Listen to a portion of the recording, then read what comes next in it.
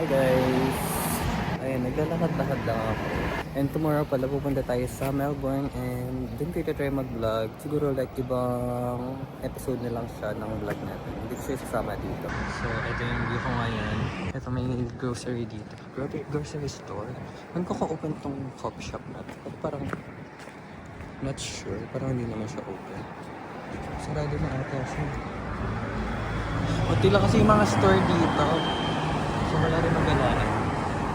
$40 papunta sa Ballarat. So let's check what's on here.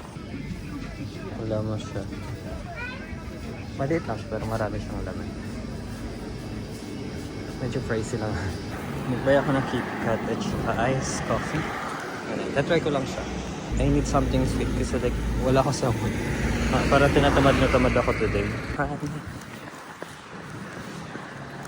Hanggang 5 PM lang kasi sila yung store dito. So like, naglakad-lakad na ako. KitKat iced coffee. $5 total.